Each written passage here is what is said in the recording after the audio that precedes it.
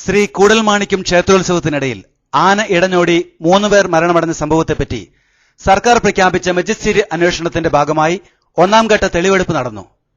Deputy collector M ഗംഗാധരന്റെ നേതൃത്വത്തിലുള്ള സംഘം പഴയ താലൂക്ക് ഓഫീസ് കെട്ടിടത്തിൽ വെച്ചാണ് വെള്ളിയാഴ്ച രാവിലെ 11 മണിയോടെ തെളിവെടുപ്പ് നടത്തിയത്.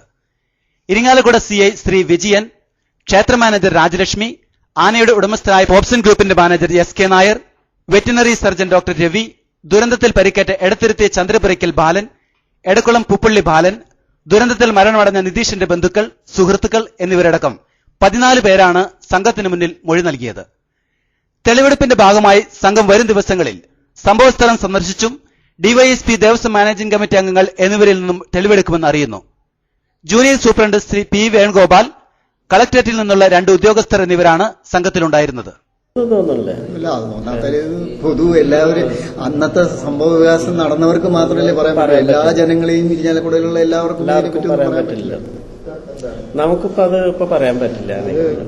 നമുക്ക് പരിശോധിക്കാനുണ്ട്. പരിശോധിച്ചതിന് ശേഷം നമുക്ക് പുറത്തു പറയാൻ പറ്റില്ല. അത് സഡൻ പ്രൊവക്കേഷനാണ് മുന്തി നിൽക്കുന്നത്.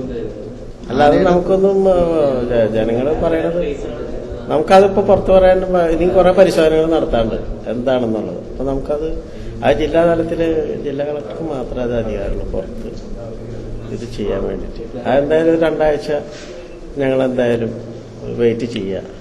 ഇതൊരു പ്രാഥമികമായിട്ടുള്ള എൻക്വയറി മാത്രമേ ആയിട്ടുള്ളൂ. ഇനി ഒരുപാട് കാര്യങ്ങൾ അന്വേഷിക്കാനും നോക്കാനും നമുക്കിതിപ്പോ